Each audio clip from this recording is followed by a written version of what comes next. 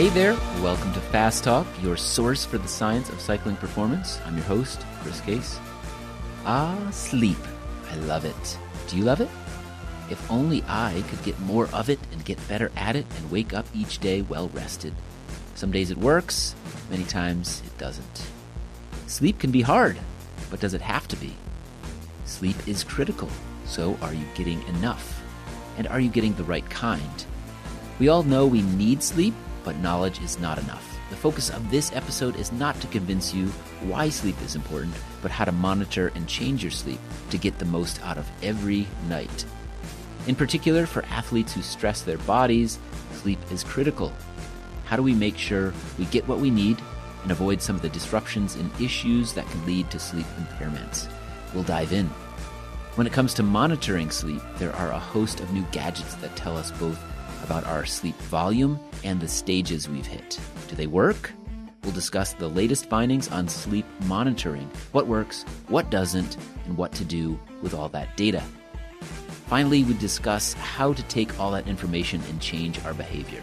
Easier said than done, but hopefully today's guest will help us all sleep more soundly tonight.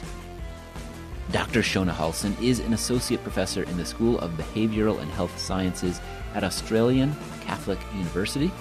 Prior to her current research on sleep, she was a senior physiologist at the Australian Institute of Sport for 15 years. She has a PhD in exercise physiology and has over 100 peer-reviewed publications in the areas of sleep, recovery, fatigue, and travel. Dr. Halson has served as the director of the Australian Olympic Committee Recovery Centre for 3 Olympic Games. She has helped countless athletes better understand the importance of sleep, and we're excited to bring her knowledge to you today. In this episode, we'll also hear from Dr. James Hull, a respiratory physician who touches upon the importance of sleep when it comes to fighting infection. And we'll hear from Cameron Cogburn and Erica Clevenger, who both detail their sleep hygiene and routines to improve sleep quality. Time to put on your PJs. Let's make you fast.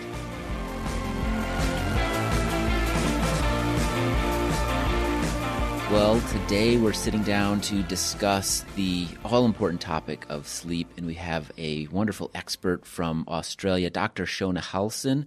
Welcome to Fast Talk. Great. Thanks, Chris. Thanks for having me on. Absolutely. We all know sleep is really important. I think some of us do better at taking that to heart. Other people maybe ignore it a little bit too much. Today, though, we want to talk a little bit more about how to monitor it, how to change your sleep patterns and behavior. But I think we have to start with the question of why sleep is important and briefly talk about that. So, Dr. Halson, I want to turn it right over to you. It's nothing we haven't heard before, but could you give us the brief overview of sleep's importance here?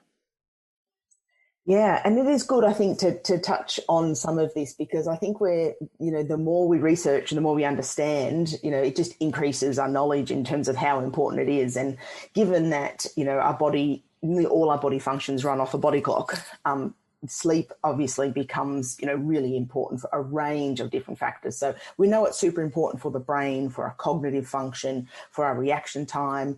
We know it's really important now for mood, depression, anxiety, emotional regulation. We know it's important for the immune system. I think everyone knows what it feels like to not sleep much and then get sick. And of course, for the athlete, it's really important for things like muscle repair and recovery. And there's lots of hormones that are released during sleep that become really important for the athlete's ability to recover. And then I guess the last one, which is relevant for everyone, not just the athlete, is metabolism. So we're starting to really see this relationship between some of the hormones associated with feelings of satiety and hunger, and as well as a gut microbiome. So you could pretty much go through the entire body, head to toe, and sleep's important for pretty much everything that we do for our health and well-being. Makes it sound like we could do 15 episodes on sleep. Sleep and fill in the blank, sleep and recovery, sleep and performance, sleep and metabolism, sleep and whatever. Yeah.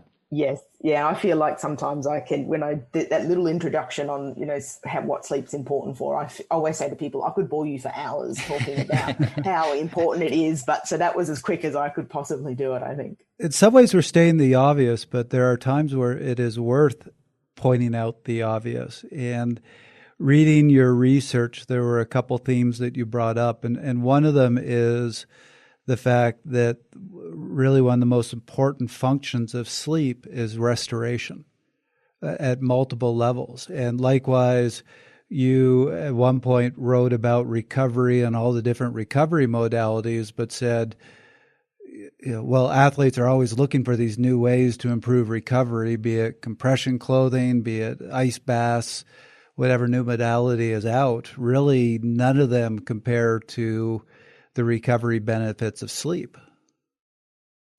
Yeah, and the way that I think of it, the way that I try to explain to people and the athletes that I work with is, I think of recovery as a pyramid, and you've got to get the base of your pyramid right first before you add all the fancy things to the top. And things like your sleep and nutrition and training, that's your foundation of your pyramid. But what I see a lot of athletes do, and what a lot of people want to do, is just take the quick, easy, simple fix that, well, often isn't really a fix. It's just something that they think is that they're ticking the box for doing their recovery. And if you think about it, we're supposed to spend a third of our lives asleep, and that's a significant period of time in comparison to, say, I am an advocate for ice baths in the right setting, in the right situation, but you might be talking 15 minutes of your day in comparison to sleep that should be for athletes maybe around 9 hours. So I think it's one of the, we call them the big rocks. I think it's one of the key aspects. It's, for most people, it's not that difficult to do. It's just a matter of getting your behaviours right. And I think that focusing on that rather than focusing on the really small things that may have less of an impact when you don't have your sleep nailed and you're not doing that properly, I think that doesn't make sense to me. So you're saying when I sit there at night with my Normatex on and my recovery mix and decide to skip sleep, that doesn't You're doing work it too wrong. well? You're doing it wrong, Trevor. Damn it. Yeah, I did. There was that phase, and I'm sure it was worldwide, where people were waking up in the middle of the night to ice their injuries. It got a bit of a trendy thing to do, and it just always amazed me. I was like, why would you interrupt the best recovery strategy we have for to ice an injury? So yeah, people do interesting things at times, but for me, it's about protecting sleep. I think it's the best strategy we have, and we should do as many things as we can to make it as good as we can, knowing that it's not going to be perfect all the time, but consistency and good habits is key.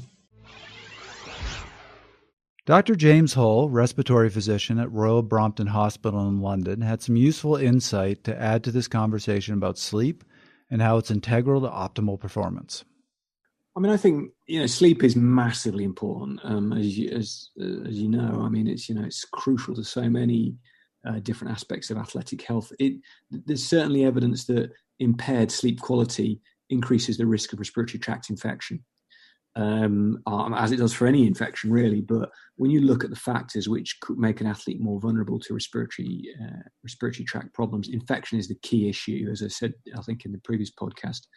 And so high quality sleep of a sufficient duration is important to increase immune function and to protect against respiratory tract infection.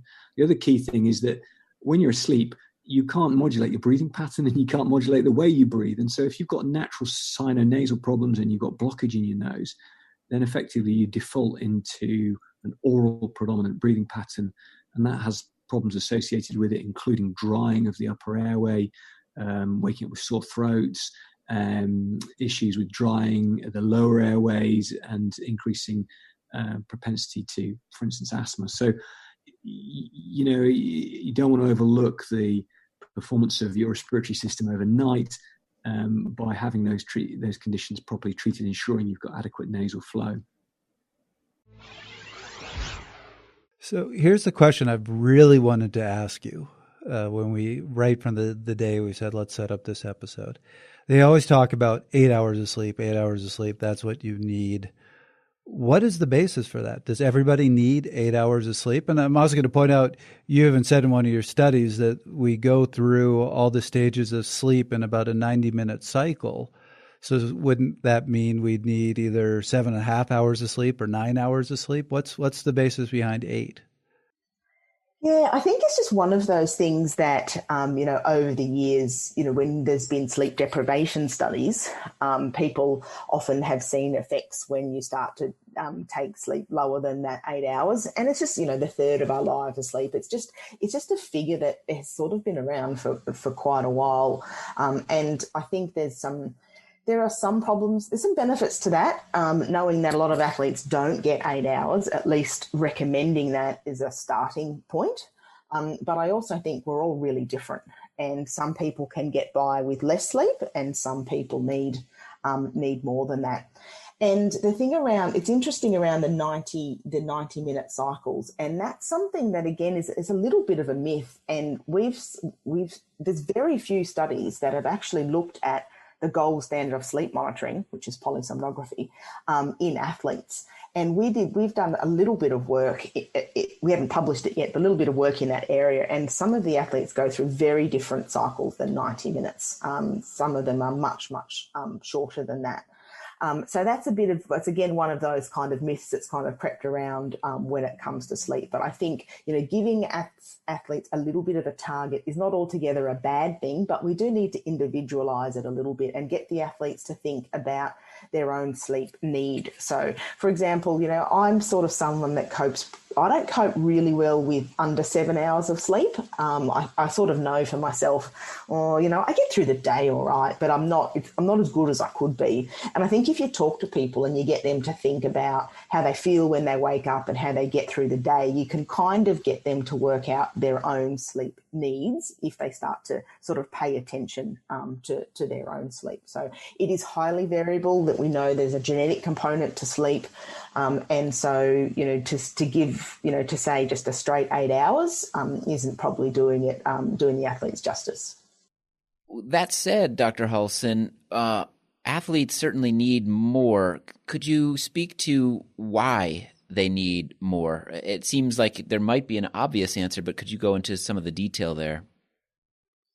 Yeah, we do believe that athletes need more. It's one of those, it's that type of research that's really hard to do to actually prove that, but we do believe they need more. And that's really coming from the perspective, when you think about what sleep is, it's to restore the mind and the body. And to prepare the individual for the next day. If you've got an athlete who's done 6 hours of training in a day, if they've been doing some mentally challenging things, like you can think of NFL players who are watching a lot of video during the day, or you're trying to teach an athlete some new skills. You've got a combination of some physical processes that need to be recovered from and some mental processes as well. So the idea that potentially, particularly from a physical side, that athletes might need more sleep is coming from that perspective that they need more repair and regeneration than the average person who's not doing as much physical exercise. What I found interesting in some of your reviews was you point out the fact that most of the research on sleep has been in people who have some sort of sleep dysfunction, and that there's actually not a lot of research on both athlete needs and their actual sleep behavior. But it seems the little bit that has been done, and a lot of it is actually your research, is that athletes tend to get a little less sleep and their sleep seems to be lower quality than non-athletes. Yeah, and it's so interesting to me because it was definitely not what we expected initially. So if you're to look at the research around exercise and the general population, exercise is great for sleep for most people. So for the general population, exercise really helps you get that good deep quality sleep. It gets you tired, helps you sleep. But for athletes, it seems like there's something else that might be interfering with sleep. And I think there's a couple of things. I think there's some unique demands of being an athlete that can interfere with interfere with sleep. And it can be, everyone has stress in their lives, but, for athletes, it might be unique stresses around selection or, performing in front of, 100,000 people, whatever it might be. So there's some sort of unique stresses there. There's some stresses potentially from a physical perspective. So, any contact sports, athletes, runners who have, muscle damage or soreness, or if you're in the gym and you've got some soreness there, there may be some issues from being sore. And then also just, it's potentially just, when we look at, so in Australia, for example, our swimmers get up really early, our triathletes get up really early, our rowers get up really early. And I understand to a certain point why that occurs. However, it's just not great for protecting an athlete's sleep. It's really hard to get enough sleep when we wake them up so early. So I think there's a combination of things that athletes do. And, we're talking a younger generation now where, social media, gaming, caffeine, that they're all, pretty prominent in younger athletes' lives. But then there's also things that we do that can mess up with their sleep in terms of schedules and travel and competition times. But yeah, I think it's a bit of a perfect storm with athletes for reasons why they potentially don't sleep as much as the general population. And that's actually kind of scary because the general population doesn't sleep well anyway. So I think it's a whole lot of factors that go into causing the athletes not to sleep as well as we'd like them to. It's such a big question, I think. But what biologically happens during sleep that facilitates this restoration that you can't get at other parts of or in other aspects of life?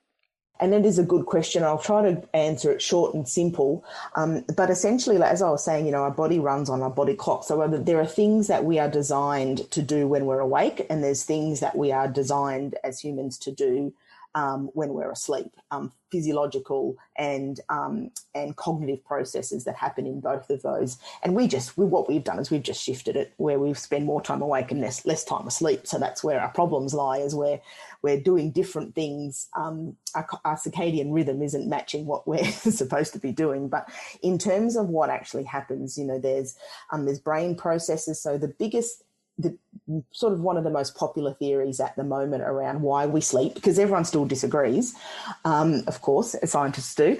But one of the biggest theories is that it's a time, sleep is a time where the brain is essentially cleared out of things it doesn't need. So you build up these chemicals in the brain. In particular, we build up adenosine, we build up some other chemicals and other sort of waste products that happen as a function of being awake and using your brain all day. And at night, it's a time to clear those out and get the brain ready for the next day. And the simplest way to describe that is the brain fog we have when we're really sleep deprived. It's like our brain just doesn't work as well. So there's cognitive things that happen when we're asleep to repair the brain. And then there's physiological things that happen. There's some, obviously some hormone release that occurs in terms of repair. And then there's just a time of, lower heart rates. Our blood pressure is very different. Our core temperature changes throughout the night. So it's just a period of recovering from the day, do some repair processes, getting us ready for the next day. Which is why, as you know, as a professor, the best way to prepare for an exam is to wait until 2 days beforehand and then pull 2 all-nighters and drink a lot of caffeine. I think it's pretty common. So you're saying that's not the best approach if you want to actually remember anything. Yeah, and look, there's now some pretty good science around that to say that, the thing that we know most about when it comes to sleep deprivation is the effects it has on the brain. And part of that is from studies around fatigue. Like, you don't want tired pilots, you don't want tired truck drivers, you don't want tired train drivers, right? So generally you don't want any drivers that are tired. And so a lot of work that has gone on has been in that cognitive space to understand why reaction time is affected and how it's affected and how long you have to be awake. So we've got some really good information on that. And now the next stage of research that's happened over the last few years is exactly that. It's around learning. And so it's hard to teach people new things when they're sleep deprived. And it's also hard if someone is sleep deprived, to get them to retain that information. So if you have someone, if they're sleeping well and you're trying to teach them something new, that's great. But if they're not, if they can either have a nap after they've learned something, so you can schedule your training sessions in a certain way. If they can have a nap after that, that can help reinforce what they've learned. But super important for memory, learning, cognition, just the brain in general, and of course add mood and depression, anxiety, add all that into the mix, and the brain is where it's at a lot in terms of sleep. So something that doesn't seem to be black or white in the research, it seems like there's research pointing in both directions, is does a bad night of sleep affect performance? I know you cited several studies that shows that it does. I have read studies that show one poor night of sleep, you can still pretty much, you're not going to be the happiest person. People might not want to talk to you, but you can still pretty much perform at your best. Yeah, and look, I think that's a really good thing to bring up because, one, the research is conflicting, and I'll explain the reason for that. And two, I think it's important for people to know that generally speaking, one bad night is not the end of the world. The body's pretty good at going into a deep sleep the next night. So you know what it's like. You've had a terrible night, and the next night you usually sleep pretty deep and pretty good. And so what we don't want people to do, especially athletes, is to get really overly stressed and anxious, because that's not good for sleep. If they're particularly worried about having one bad night, we want them to know that you probably need a few bad nights to affect your performance. But the reason the research is conflicting is because there's essentially two types of protocols you can use to assess reduced sleep. One is just 24 hours of pure sleep deprivation. And of course, you see greater effects when you don't have any sleep at all. And however, in the real world, we don't see that happening very often in athletes. So it's an experimental model that probably doesn't translate very well into the real world. What we see more, and where some of the better kinds of research is because we see this more in athletes, is sort of shortened sleep for several nights in a row. So, for example, you usually get 8 hours, but you're stressed about something or something's going on in your life and you're getting 5 hours and they're a bit broken. And you have that for 3 or 4 nights. Then, yes, we'll start to potentially see some performance effects. But the important thing to note is the performance effects that we see are typically driven by an increased perception of effort. So what I say to athletes is, if it's the night before the Olympic final and you have a terrible night's sleep, it's only one night, so you're probably not going to have too many effects. And the problem is really related to things just feel harder. Your perception of effort is greater. And I'm sure, obviously, I have never lined up an Olympic final, but, the adrenaline, the excitement and the hype in most cases is going to overcome that perception of effort. So what we're really worried about is longer decreased sleep. So if you're someone who, sleeps really well but has the odd bad night, no problem. If you're someone who's all over the place and then starts to have a few really bad nights, you're probably going to be in a bit of a spot. But yeah, the research differences is really around the way that they have conducted the studies. Yeah, from personal experience, I would say the nerves that you have, the anxiety over the big race the next day, that can often lead, at least from my personal experience, to a restless night of sleep the night before, and it doesn't affect performance. What happens usually to me is that the day after is when I feel really tired. Or, like you say, if it's multiple nights in a row, consecutive nights in a row, that's when you start to worry even more, because it will affect performance. But one night, little disrupted sleep doesn't really affect performance from my experience. So good to keep that in mind, because you start that competition's the next day, you get a little bit nervous, you go to bed, you're not sleeping that well, you get even more anxious. It's this bad spiral. But if you keep in mind that it doesn't really affect performance too much, then you know maybe that'll calm you down. I have that conversation with athletes a lot. And I was glad to see you mention this in some of your writings, because I almost hate it when I hear other coaches or people recommend saying, the night before a big competition, make sure you get a lot of sleep. Because my experience is exactly what Chris said. Most people the night before a big competition are nervous and they have a hard time getting sleep. Then they had read, well, if you normally get 7 hours of sleep, you need to get 10 hours the night before the race. So now not only are they nervous about the event, they're nervous that they're not getting sleep. There's pressure to perform in their sleep, right? And it just kind of cycles to by the time they get to the start line, they're a wreck. I will quote that research that I read to my athletes saying 1 night of bad sleep doesn't affect your performance. Mm-hmm. And when I know it's an athlete who will struggle with that, I'll go, look, you're not going to sleep well tonight. It's not going to hurt you. You know what? Put on a movie, relax. Yeah. If you can get some sleep, great. If you can't, you'll be fine. Mm-hmm. And you just got to take that pressure, not, as Chris said, you don't want to add the pressure of sleep on top of the pressure of the event. Yep. Yeah. Exactly. Yep.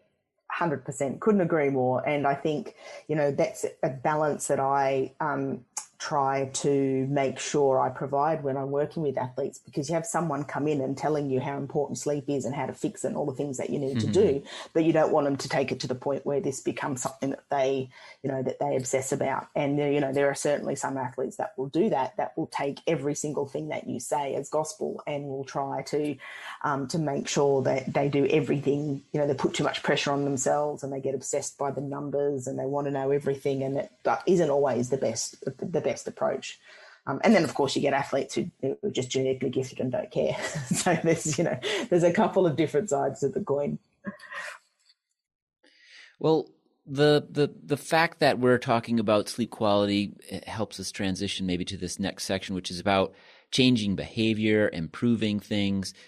Of course, to do that well, you have to assess your sleep. So maybe we should talk a little bit about the ways in which people can assess sleep quality. Before you answer that, I just want to point out something that you've written about several times that I thought was very interesting, very perceptive, which is you said education is not enough. That most people know that they need more sleep. So that knowledge, that education isn't enough to change behaviors. So as Chris said, let's talk with first how do you monitor? Yeah, and monitoring sleep is another one that we could probably do like 4 podcasts on. But to keep it simple, I guess that what's happening at the moment is there's an emergence of sleep's popular. There's emergence of technologies that claim or do measure sleep. They typically go to market without being independently validated against the gold standard. So what happens, we get the devices, we do the hard work, we pay for the studies to validate them so we know whether they're good or not. I will say, though, more and more of these, I used to be of the opinion that we shouldn't go anywhere near some of these commercial devices that you can just buy, over the counter. However, I think there's some pros to them. I think there's also some negatives. So some of your commercial devices like Fitbits and Whoops and these kinds of things, which we're now starting to get some data around, I think the positives are that they can start a conversation. They can get an athlete thinking about their sleep. They can maybe start to talk to practitioners. And look, if the data is not perfect, if it's not 100% comparable to the gold standard, as long as you're comparing to yourself and you're looking for big changes over time, I think there's some uses for them there. We obviously, for the purpose of research, are going to use expensive research-grade devices which take a lot of analysis, and they're still the techniques that I would typically use even when I work with elite athletes. But the commercial devices, I think, we have to know that in general, most of these devices overestimate sleep. They're good at measuring they're good at measuring sleep. They're not that good at measuring wake. So the more time you spend awake in your sleep, so the worse sleepers, the more they're going to overestimate sleep.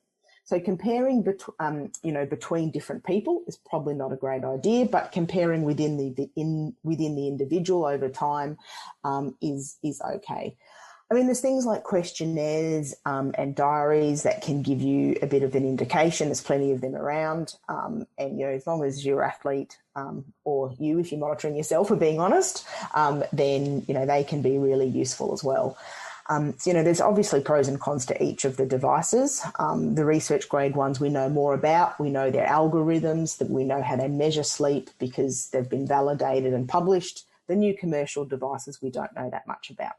The thing that I do worry about with some of these commercial devices that either give you a number or a readiness score or a recovery score or whatever it might be, is there are times when I think that's just not useful. So you could imagine waking up the morning of an Olympic final and saying your recovery score is 20% out of 100. It's probably not going to help you. It's probably going to do some harm. And having the numbers every single day that some people will obsess about, some people may use as an excuse. For some people, that's just not a good idea. For other people, the numbers are motivating and can help you improve your sleep by trying to do better and better all the time. Then I think then they can be useful. But I do think there's a proportion of people where having the numbers all the time is just not a good idea. And that's why so many of these devices, we see people use them for a month and then they end up in the second drawer and don't get looked at again. So some pros and cons. I think you just got to work out whether you're someone who likes the numbers, whether you're happy to just look at yourself. You're not comparing across with your teammates or anything like that. And then knowing that, okay, if I see something that I don't like or that I'm not sure about, you actually go and seek some professional medical help to try and move things forward. So when you evaluated, so you're calling these commercial sleep technologies, CST, when you were evaluating them, my jaw kind of dropped when I saw this. You said the average difference in total sleep time between CST and, so here's one of these words I'm going to polysomnography. Thank you. I'm not Yeah. going to try. It's a good one. You guys said it. That's the gold standard. That's the research grade. So you said the difference between that and CST was 51.5 minutes plus or minus 152 minutes. Yeah. Which is half a night of sleep. Right. Yeah. There's some very high variability. I think the average across all of these devices is somewhere between 6 and 67 minutes is the average. And again, that's related to the fact that devices are different. And some devices measure wake better than others, but generally they don't measure wake very well. They can't work out, because they're based on movement. It's an accelerometer.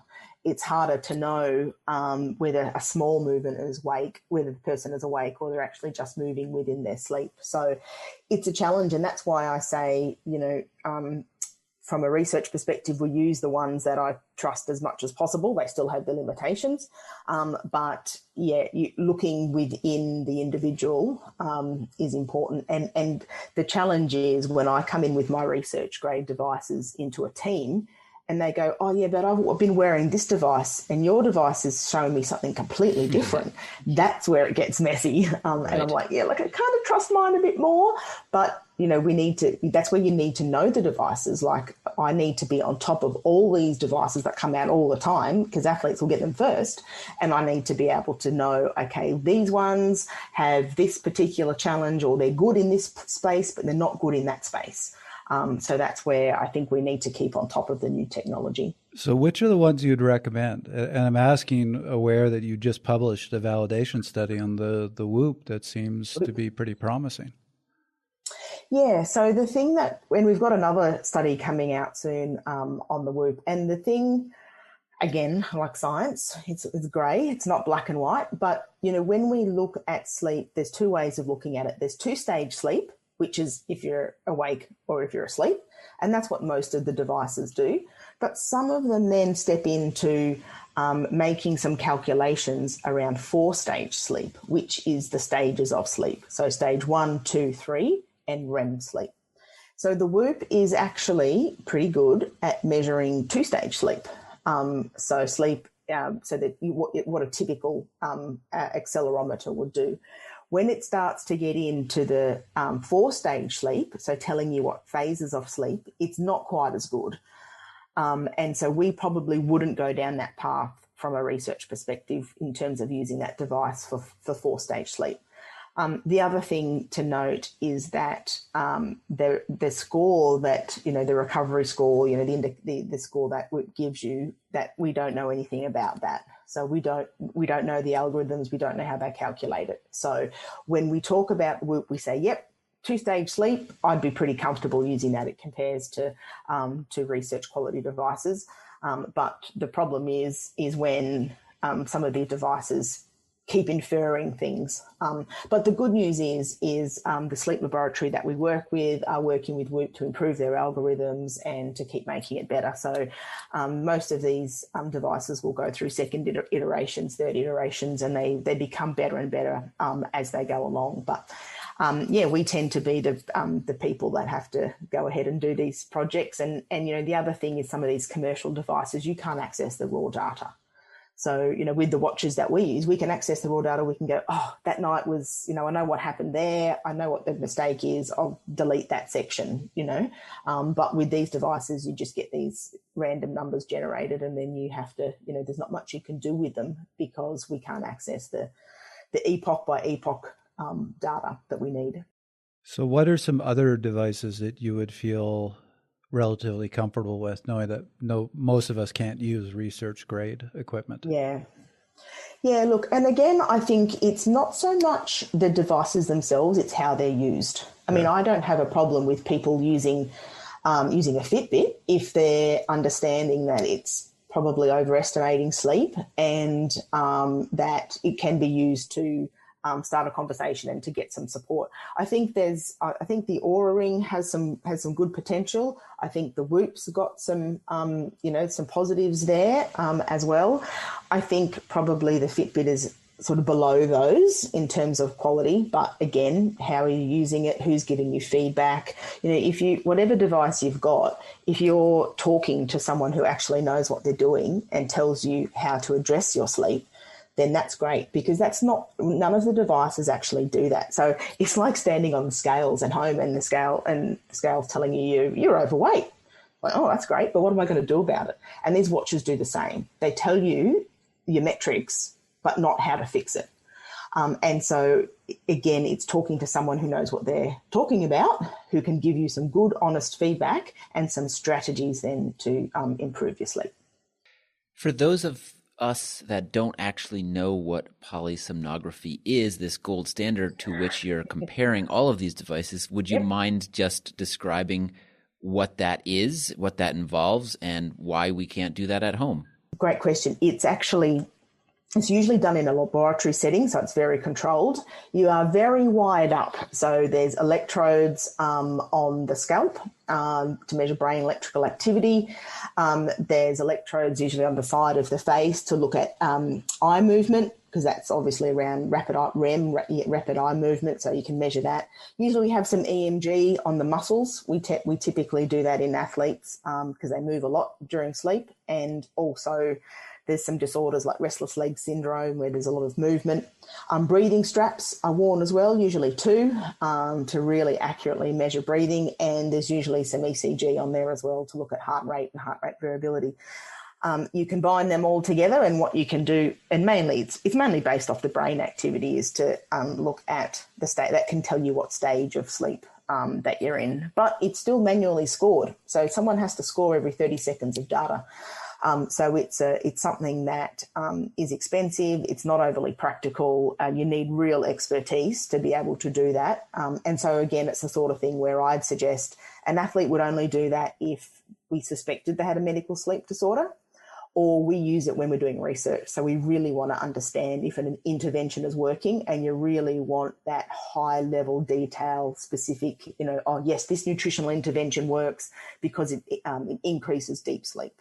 Or this nutritional intervention works because they fall asleep faster, and you want a really controlled environment. That's how we would do it. But it's probably not a common thing. It's probably not something that athletes would do a lot of, except to say we just published a study in rugby league players that found a higher proportion of of the players that had some sort of mild, not excessive, but just mild sleep apnea.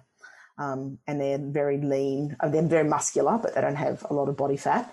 And so that was a little bit higher than we thought. So polysomnography in some form we would use also to assess sleep apnea. You mentioned in there that athletes move more in their sleep, and there might be more higher prevalence of restless leg syndrome. Do you know why that is? Is there an easy answer to that? Yeah, no, we don't. And that's some of the things that you only have to sit next to an athlete on a bus or a plane, and, not all of them, but there's a proportion that I would say are kind of twitchy. And I know one of the swimmers I used to work with, he used to say he used to wake himself up because he'd be backstroking in his sleep, and wow. he'd hit the wall. And we actually once did a sleep study. We had a cyclist in a sleep lab, and it's on video, and he's obviously dreaming about winning a stage, and he throws his arms up in the air. Nice. It was kind of cool. That's funny. Yeah, but I think, look, maybe it's something to do with all the neural activity that athletes, that they may be experiencing. It may be due to soreness, being uncomfortable. It's still a bit of a question that we haven't got all the answers to, but we do see that some athletes do move around a lot more than the general population. Yes, you're describing me. I wake up most mornings absolutely tangled in the sheets. My wife, we have a king size bed. She does not sleep very well, even though we're 4 feet apart. So you are describing me. So I know what this is all about. Restless leg syndrome. Yes. You've also described me there too. So don't know if I've ever won a stage of the Tour de France in my sleep, but I'll ask my wife. I'm sure she has other ways of describing it. Yes. Why are you punching me again? Well, you also sort of hinted at the fact that, and Trevor did as well, knowledge is not enough here. It doesn't change your behavior. These devices, whether they are accurate or not, isn't as maybe important as the fact that they start a conversation about what can I do? How do I change technique? What behaviors should I or should I not have before bed or in that time leading up to sleep? So perhaps we take the conversation there. Yeah. And look, I think that's of all the work that I'm interested in at the moment is it's behavior change. And, anyone trying to change any behavior knows that it's difficult. I mean, you only have to look at the work around trying to get people to exercise more or eat less. It's really hard. We're not going in a good direction. And so knowledge is not always power, right? We know what to do, but how do we actually make people or encourage people to make the changes? And I find there's a few times when it's easier than others. So athletes who are maybe injured or who are not getting selected or who are at the end of their careers tend to go, I'm going to start paying attention, and I'm going to start trying to do all the things that I should have done years ago. So sometimes it's when the wheels fall off a little bit that you can really, make some change. I think showing them individual data. These are your numbers measured with the best devices that we have available. And this is how, for example, you might compare to someone else in your team who's a really good sleeper and a really good performer. I think comparisons to your peers, the successful peers, is something that can help.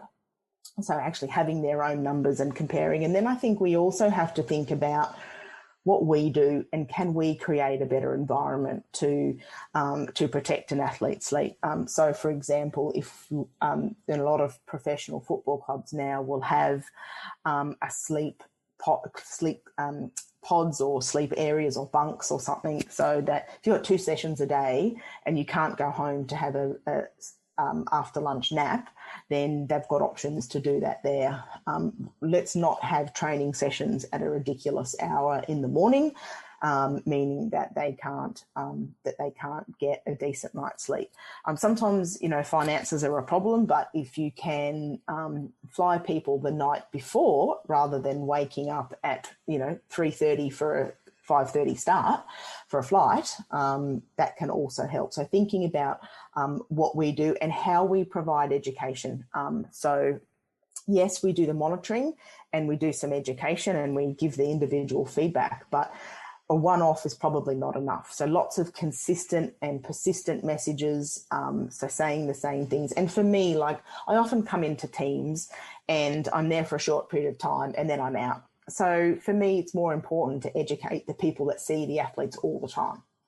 Whether that's the strength and conditioning coach, the soft tissue therapist, or whoever it is that's really around these people that can just ask the questions.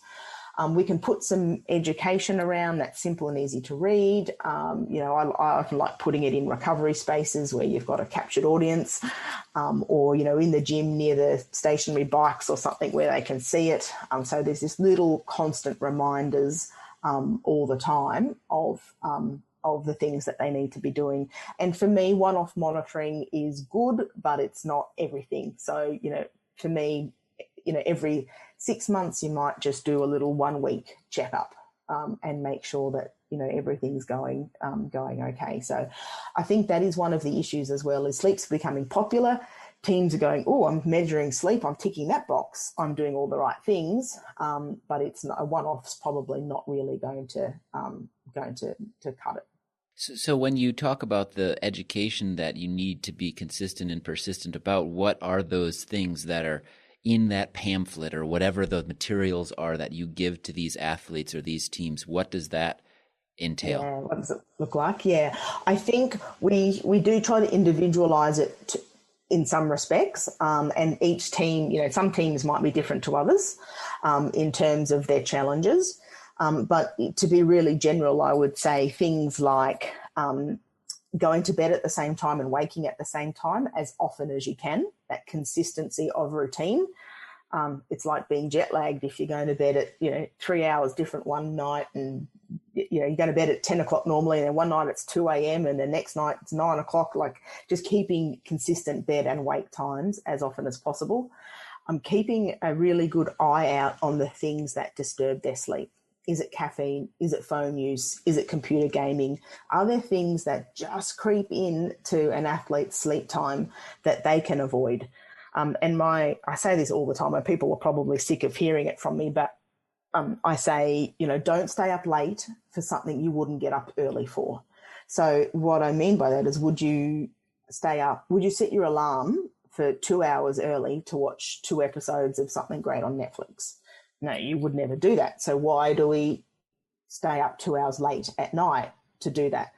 So, there's some things that you have to do, and it might be work, it might be study, and yes, you might have to get up early for it. But if there are things that you're voluntarily doing that you would not normally set your alarm in the morning for, reconsider how important it is to do it at night. So there's things that sabotage sleep, so those things that get in the way. Try to be consistent as often as possible, and try to manage or deal with any stresses as good as you can. And, that can go from a range of, maybe you need some breathing exercises, and, you need to meditate or whatever that may be, all the way through to, there's an anxiety disorder here that needs to be addressed by a professional. And often, because we know that stress and anxiety aren't great for sleep. So we want to make sure that we're addressing that. So I think they're really the key things. The other one, I guess, is to make sure your bedroom environment is optimal for sleep. Is it cool, dark, and quiet? The number of times athletes say to me, "Oh, I forgot to close the curtains," or the next door neighbours were really noisy, or the classic is they just leave their phone on all night. But it's on vibrate. I'm like, yeah, that will also wake you up. And so we did a study on rugby union players. One of my PhD students did, and in a proper sleep lab, all wired up. and they were allowed to have their phones in the room as long as it was on silent. But of course, many of them had it on vibrate, which still woke them up. So if you're still going to you still want your phone on in a sleep lab, there's probably something not quite right there. So yeah, try to, and again, like I say, it's not rocket science. All this stuff is everything we know. It's all the things your mum taught you as a kid. It's not that difficult, but it's just getting people to make those little changes. Put your phone in the bathroom. Put your phone on airplane mode. Your alarm will still go off. There's things that you can try to do to just take away that temptation. Set up your environment better. It's like not having junk food in the fridge. Set your environment up better so you're less likely to be tempted by your phone. Yeah, I absolutely find that if I have a policy of not having my phone anywhere near me, even on the same floor of my house when I'm sleeping. But if for some reason it ends up in the room or I know it's around, it definitely disrupts how I think about sleep that night. Oh, why limit that to sleep? I'd like to have that policy 24 hours a day. Pro cyclist Erica Clevenger leaves nothing to chance when it comes to getting quality sleep. She offers some insights on how she optimizes her own routine. I don't think I'm saying anything new when I say that sleep is incredibly important. I would choose sleep over a lot of other different recovery strategies for sure. It's definitely a huge part of my training plan, actually, in my mind is sleep. And it's actually something I've put a lot of work into this summer with all the lack of racing that we've had. I've had a little bit more time to spend a little bit more energy on trying to figure out how to really optimize my sleep. How do you optimize sleep? What do you do? Sleeping in like a cool, dark place. For example, this summer we installed a ceiling fan in our room just so that I have a little bit cooler in there. Actually put in a blackout curtain in my room as well. And so very dark actually in there. And I think that really helps. I also have a humidifier in my room just because it's so dry in Colorado. And because of my asthma, sometimes I struggle to sleep. And then really establishing a good sort of bedtime routine is something I've also really tried to work on. And I struggle with it because we don't always have a good routine because, if you're a racer and a grad student like I am, you're traveling or you're doing a lot of different things on campus and it's hard to establish a routine, but a bedtime routine is definitely one of the things that I really focus on. And every night before bed, I really like reading and it really helps me sort of relax. Here's a question I have for you, because all this advice that you were bringing up is great. I got a good laugh out of this in one of your reviews. You talked about the 5 common errors that we make in trying to change behavior. And number 1 on your list was appealing to common sense. Which, like I said, I got a good laugh at it. Because basically, if you're trying to change somebody's behavior, trying to appeal to their common sense, not a good strategy. Doesn't work. Which is what we're doing here. And so that you get a good laugh out of that, but I'll give you an example. I actually this year had an athlete, one of her goals was to improve her sleep. So we talked about it. I said, how much sleep are you getting? 5-6 hours a night. How much would you like to get? I'd like to get 8 hours a night. I asked her why. Well, I'm not training well. I have a hard time focusing at work. I'd be more productive. I'd be more effective if I got more sleep. And for a couple months, we had this kind of broken record conversation where every week when we would talk, it'd be the same conversation. How do things go with changing your sleep? The strategy I gave her is, look, just start doing it. Go to bed. She's like, I said, what does it look like for you if you're getting the sleep you want? She's like, I want to be in bed, winding down by 9:30, in bed by 10. So I went, okay, this week start doing that. And you could almost just, even though we're on the phone, I could almost just hear her tense up and go, but no. And so we'd have our next call. How'd it go? Oh, I never was able to get to bed by 10. Why? Oh, I have work. I have all these other things. I go, but why do you want more sleep? Well, because I'm not very productive with my work.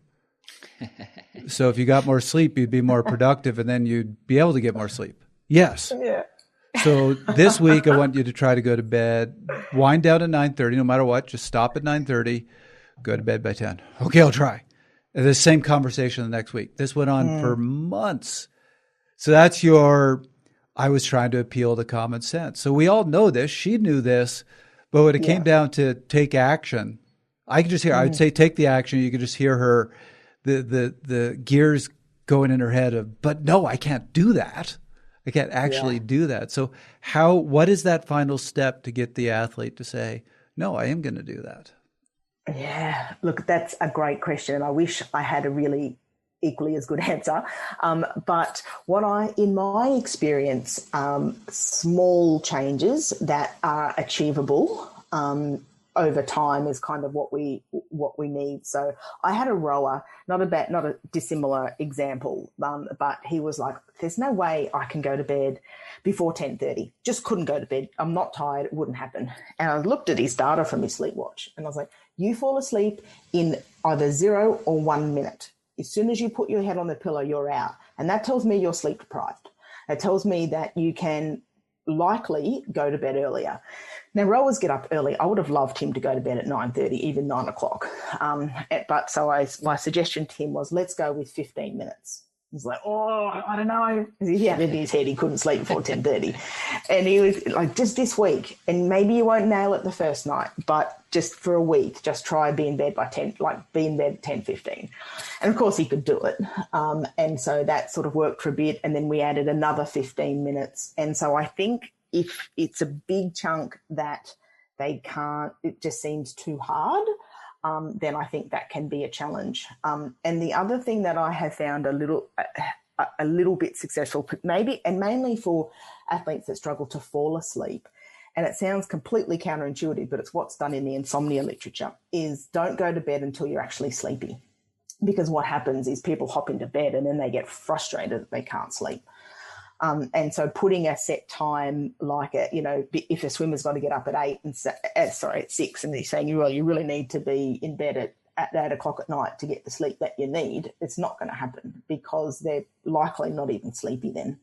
And so encourage, especially if they're people that are a bit overthinkers and they hop into bed and all they do is think, oh, well, I'm supposed to be asleep now, but they're absolutely not sleepy. It'll derail things. So going to bed when they're actually sleepy, because then they're more likely to hop in bed and just sleep rather than hop in bed and go, oh, I'll check out my phone, I'm going to pop the TV on, I'm going to game. So that can be a useful strategy as well. But to get athletes to just engage can be really hard. And my experience, the better they are, the higher paid they are, the more genetically gifted they are, it can be harder because they've got They're where more they've got. And strong-headed, yes. Yeah, exactly. Well, you just touched on one I was going to ask you about, because I am somebody who has always struggled with insomnia. And I've mostly found my routine for it. But the one thing I've never been able to solve is I generally don't go to bed until about midnight. I would love to go to bed at 11. But the fact of the matter is every time I've tried to go to bed by 11, that kicks in the insomnia. And then I'm still awake at 2 o'clock. So I'd rather lose the hour of sleep, but know I can lie down at midnight and fall asleep. So is that just hey, deal with it, that's the best you can do, or is there strategies for people like me? There's probably a couple of things, to think about. I like the idea of being flexible around your sleep. And I know that's completely counterintuitive to what I said about routines. But knowing that, okay, if I will go to bed half an hour earlier or later, within a short time span, it's probably okay. Because I think people who get really rigid about their thinking around sleep can be problematic, can get into some problems. The other thing is, short little changes. So like, going to bed, trying to go to bed at 1:45 or whatever it might be, but still going to bed whenever you are sleepy. But I think one of the best things, and, it might be something you're trying already, but I've seen some pretty good success with this, is having a pre-bed routine. So an example might be cleaning your teeth, having a shower, clean your teeth, read a book, whatever those three things are. And you just repeat them over and over and over again. And it becomes a bit like a classical conditioning response where the body goes, oh, had a shower, clean teeth, reading a book. I know what's going to happen next. It's sleep. And what happens is your blood pressure drops, your physiology changes, because there's this expectation. The body loves routine. So if you can pick a few things, and, some people I worked with an ex-US Special Forces soldier who was a mess, a mess. And for him, the scent was eucalyptus oil, because it was a scent that he used to wash his kids' hair with. And that was enough to just trigger this, relaxation response, this, I'm in a good place. So he'd clean his teeth, he'd shut everything down, he'd check his, security, his front door, and then he'd smell some eucalyptus. And that turned him from someone who needed, sleeping tablets and the most unbelievable range of medication into someone I would say now is one of the best sleepers I've ever seen. And all it was just finding this habitual series of things that he could do, and now he can take it wherever he goes, traveling, whatever. Lucky guy that he found that. Yes. worked for him. Yeah. Former pro cyclist Cameron Cogburn addresses the idea that every individual has a more natural bent towards being either a night owl or an early bird, and has some tips and tricks that you might like to try to improve your sleep hygiene. I've had periods where I'm a really good sleeper, and then periods where I don't. Like, my natural tendency is I'm very much a night owl, and so that really kind of clashed with when I was riding full time. I mean, I would sleep from 2 a.m. to noon. That's the best I could manage. Like, I was getting 10 hours of sleep every day, but I was sleeping till noon every day. It's always been really hard for me to do these early morning. Now, like, to get on a consistent schedule and optimize my sleep such that I can day in, day out, have a consistent sleep schedule. The times I have come closest to achieving this, one of the biggest tips I've heard, and I probably need to employ, is that I had a colleague who used to set an alarm at 8 p.m. every night, and he would start getting ready for bed then. So 8 p.m., the alarm goes off. He would put away the laptop, put away the electronics. He had excellent sleep hygiene. I think also cooling down the room helps immensely. It helps bring down your core temperature to a level that you have optimized sleep cycles. So having that cool room can make a huge difference. Personally, I have blackout curtains in the bedroom. I think light is, I'm very light sensitive. Light will just energize me. So blackout curtains in the bedroom, an eye shade even though I bat it off most nights, just having it there can help, especially you get used to it such that when you're on the road, it's not something new. So the eye shade, earplugs as well. And then finally, devices, put them away. You can use apps like Flux or Night Shift. Finally, I think setting a consistent wake up time at a certain time and just start getting up at that time. And the first week might be rough, but your body will eventually adapt, and you'll start getting up regularly and getting tired at the appropriate time at night. I wonder if in a best case scenario, in an ideal world, we would all find that perfect pattern of sleep without these, for lack of a better term, tricks. So yes. Some people naturally, correct me if I'm wrong, but naturally seem to be night owls, and other people seem to be early risers or early birds. And I wonder if there's truth to that, and also how you would suggest somebody go about finding what their circadian rhythm should dictate their sleep pattern be. Yeah, so there definitely is evidence of morning, evening, and neutral people, and then even in between those. So there's a questionnaire aptly named the Morningness Eveningness Questionnaire. That's super easy. You can find it on the internet, easy to score. It just asks you a series of questions around your preferences. And that'll give you an indication of what you are. we looked at the chronotype of elite athletes, and we found, and they're mainly Olympic athletes, and we found that the majority are early morning to neutral. We didn't see many night owls at all in these, and unsurprising, if you're a night owl, you're probably not going to last as a swimmer or a rower or a triathlete. But yeah, simple ways that people can go and look and see what they are. And the thing that I think people sort of get into the trap of doing then is trying to change it, and it's not really possible. It is, from the evidence seems to suggest that it's, on average, most people are pretty much genetically predetermined, and it's not one of those things that you can turn yourself from an early morning person into a night owl. Why would that be genetically predetermined? What would be the reason in terms of evolution for that? Yeah. And again, this is only one aspect that I've heard of, and I don't know if this is true, but this is one I've heard of, is that if you're in a tribal situation and you're living off the land, whatever it might look like, you don't want everyone to be sleeping at the same time. You want some people awake to protect your group early in the morning, and you want some people who are still awake late at night to protect the group. So there's certain benefits to having people being able to sleep preferentially at different times.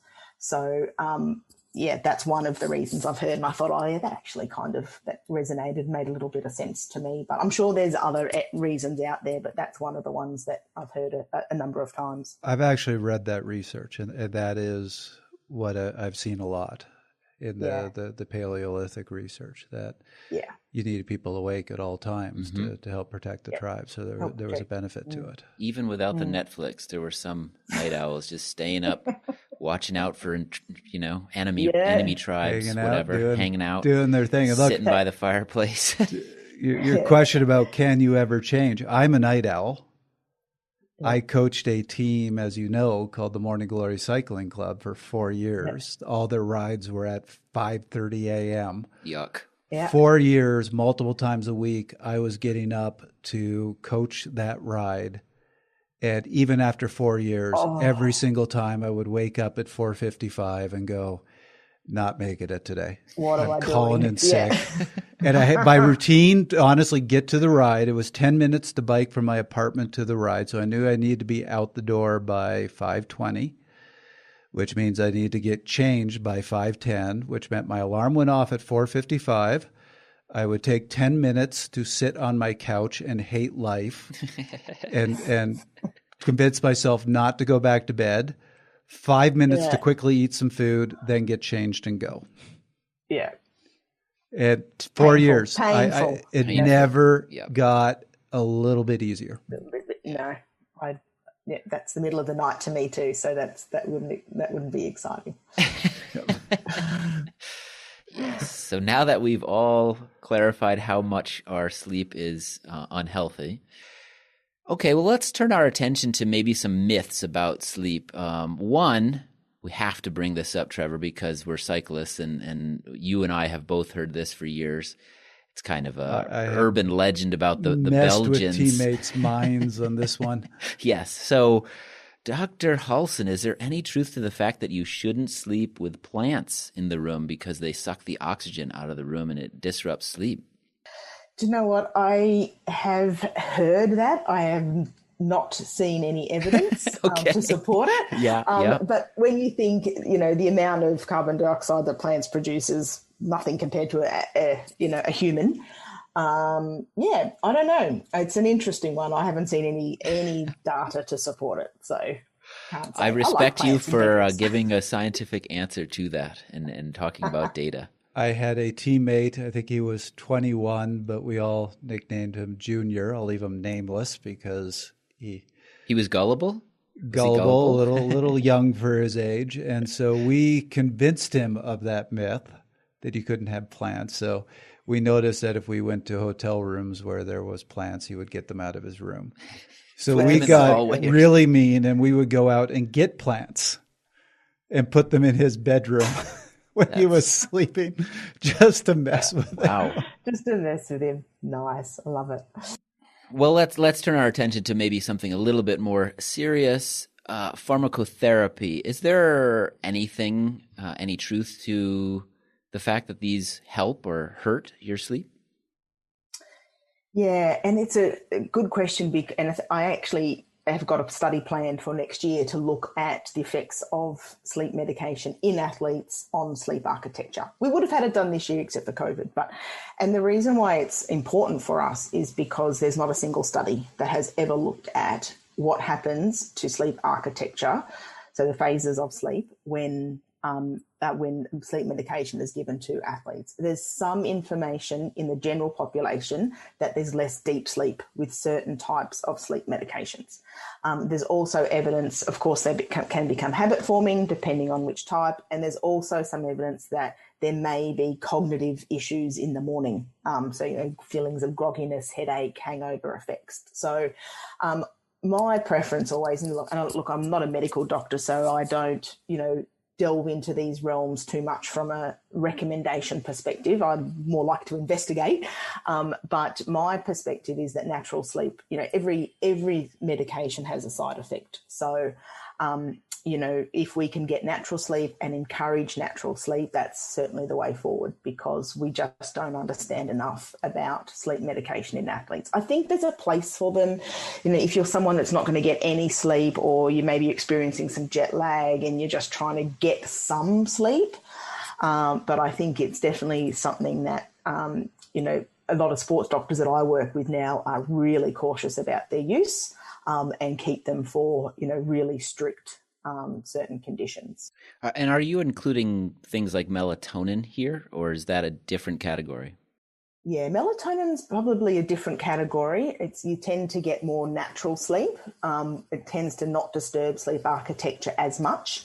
But again, we need to remember that while it has soporific effects, so it makes you sleepy, melatonin also has body clock shifting effects. So it's not the sort of thing that you probably want to wake up in the middle of the night and take. We do keep that one separate. And can you become habituated to that? It's interesting. Some people talk about it being sort of habit forming, so you become a little bit dependent. Whether that's not really a physiological thing, it's more you feel like you need it to actually sleep, and if you don't have it, you can't. Mm-hmm. But it doesn't seem to have the more addictive properties of some of the other, the older, more heavy duty sleep medications that used to be more common. And what about blue light? And general device usage. Yeah. Some of these things have been getting a lot of press. What do you say about these? Yeah, and look, there have been a couple of studies that that sort of go either way. But I think, and I was involved in one that sort of suggested it may not be as bad in athletes, but importantly to note, we didn't use polysomnography in that study. We didn't use the gold standard. It was a study that was done in an elite population where we couldn't do it. So I still am someone who thinks that minimizing blue light, just based on the mechanism of the body clock and where it is and how light through the eyes can affect it, especially blue light, I think it's worth minimising that as much as possible, even though the science is, some studies yes, some studies no, but I think the higher quality studies are the ones that have used polysomnography, and so I still recommend steering clear of the blue light if possible. Now, what about just general device usage? Should we be turning devices off several hours before we go to bed? I did notice in your study, you said that there's actually even some evidence that using some devices used effectively can get people to calm down and relax and actually help them fall asleep. Yeah, I think it depends on the type of device that we're talking about. If it's computer gaming and it's very competitive and you're playing against someone, and especially athletes get a bit competitive, then that can be quite bad. And social media can be something that's really stressful for people. And so I think it depends on the device and what you're doing. If you're listening to relaxing music, we're so used to using music, athletes are to pump them up before the game or in training. Like if you're using it for the opposite and helping you to wind down, or you're listening to some sort of meditation or mindfulness or breathing activities, then great. So I think it does depend on what you're doing and how you're using it. But if it's something that has a stimulatory effect, then it's probably not something that is a good idea before bed. Well, Dr. Halson, we like to close out every episode of Fast Talk with our take-home messages, sort of recapping the episode and giving our listeners the most important messages. So I'd like to start with you. What would you say is the most important take-home messages about or that we've discussed in this episode today? I think the most important ones, and sort of where I'm at the moment, is measurement of sleep can be useful. It's what you do with the data that's most important. And, how do we engage in effective behaviour change?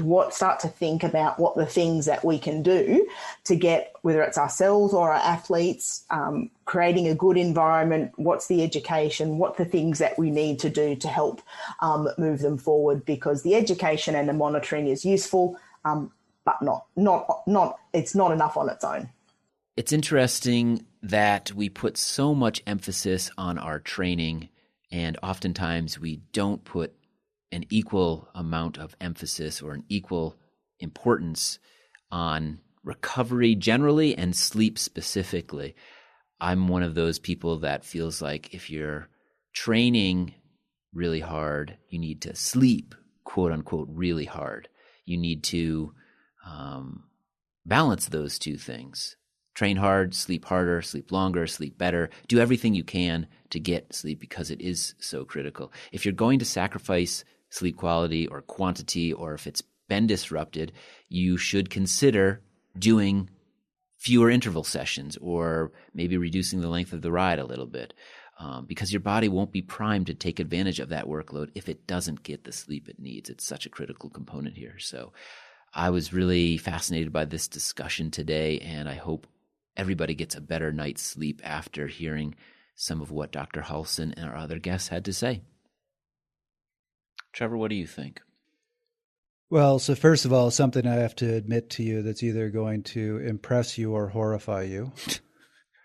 Last week, I had one of my bouts of insomnia, and I learned a long time ago, when you are dealing with insomnia, don't lie in bed and try to fall asleep. Don't fight it, yeah. Just get out of bed, go do something. So I was at the time reading your research. So I have to admit to you that I was up until 3 o'clock in the morning reading your research about the importance of sleep. Well, it could be worse. You could be, at least hopefully that was some use. But yeah, I think you got to find what works for you. Yeah. So my 1 minute, talking as a coach who's worked with athletes who have asked questions about sleep, and just thinking about the most common questions I get are, A, don't make it another stressor in your life. Yes, you want to improve sleep. You want to get enough sleep, but sometimes that just doesn't happen. Particularly, we get stressed before big events, which are going to affect our sleep. Don't make that an additional stressor. You can handle, in the short run, some loss of sleep and still perform. The other thing the theme that I got from all that reading until 3 o'clock in the morning that I found really interesting was the fact that at this point, everybody's aware that they need sleep. It's the change in the behavior, and how many of us know it and don't do anything about it. So if you have made the commitment to say you want to improve your sleep, make those graduated changes. Do what was just suggested in this episode of start going to bed 10 minutes earlier. Start turning devices off sooner. Just start making those little changes and see what it does for you. That was another episode of Fast Talk. As always, we love your feedback. Email us at fasttalk@fasttalklabs.com or record a voice memo on your phone and send it our way. Subscribe to Fast Talk wherever you prefer to find your favorite podcasts, and be sure to leave us a rating and a review. The thoughts and opinions expressed on Fast Talk are those of the individual. For Dr. Shona Halson, Dr. James Hull, Cameron Cogburn, Erica Clevenger, and Trevor Connor, I'm Chris Case. Thanks for listening.